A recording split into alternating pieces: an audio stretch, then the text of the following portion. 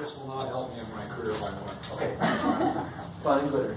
Thank you, Mr. Toastmaster, fellow Toastmasters, and honored guests.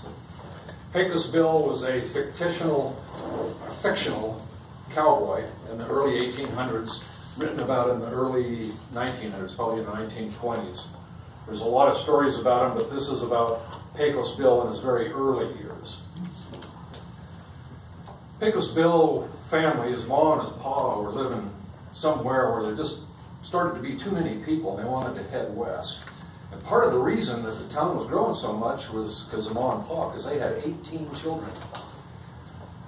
Anyway, when Bill was born, Ma knew that he was going to be something special. And by the time he was a month old, he was already talking. And he used, for his teething, he used his dad's Bowie knife, great big old knife.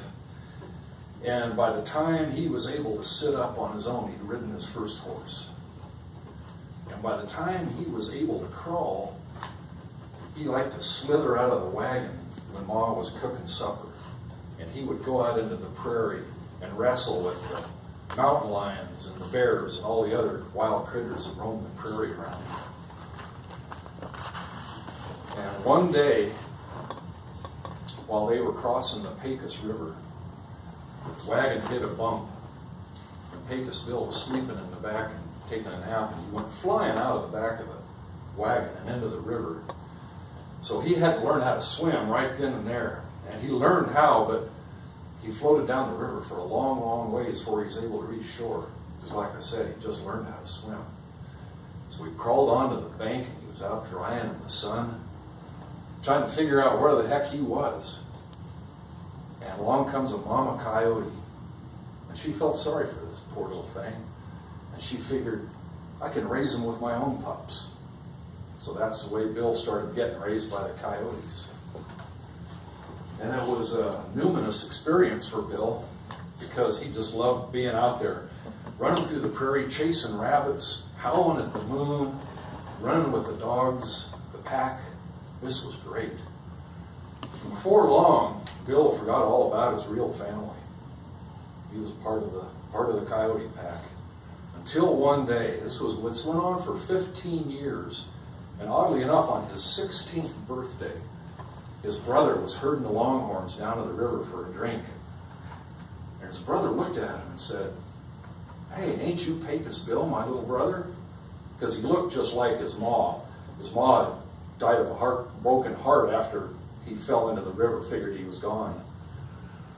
And Bill said, "No, I'm a coyote." And his older brother said, "If you're a coyote, how come you don't have a bushy tail?" And Pecos Bill kind of thought about this for a while, and he said, "Well, I got fleas, and I howl at the moon. Ow! Woo, woo, ow!" And his brother said, "Well, that ain't nothing. Everybody in Texas has fleas and howls at the moon." So he thought about it, and he said, "Maybe you're right." He said, "Well, anyway, you talk and you walk upright on your own fours. And so how can you be a coyote?" And he said, "I reckon you're right. Maybe I ain't a coyote." So his brother said, "Well, you know what you ought to do is you ought to leave the coyotes, come with me and be a cowboy like the rest of us." And he thought about it and said, "I reckon you're right." So he left. He said farewell to the coyote pack, and Bill's brother, being a gentleman, he went up to the coyotes and thanked them all for raising his little brother for 15, 16 years and bringing him to this point.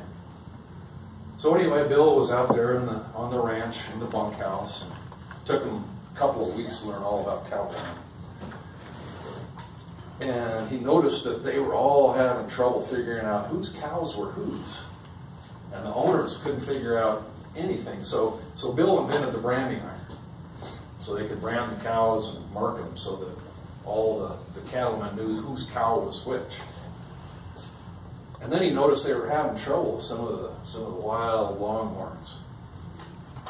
So Bill would jump on the back, and he'd ride them. They'd buck and they'd stomp and they'd kick and they'd run until all of a sudden they started to behave again. In fact, Bill had never been bucked off an animal. The only time he got bucked off was the time in Kansas when he roped a tornado, tried to ride a tornado. And that's the only time he ever got bucked off anything, but never off a critter. Then he decided that the other cowboys, they didn't have the same skills of riding steers, longhorns, as he did, so he invented the lasso to help them out so they could rope the cows, because they needed some help. And he noticed all the cows would wander. They'd go from pasture to pasture, and nobody could keep track of it. So he invented barbed wire. And that barbed wire would keep those cows on the pastures where they were supposed to be, and they could keep track of them.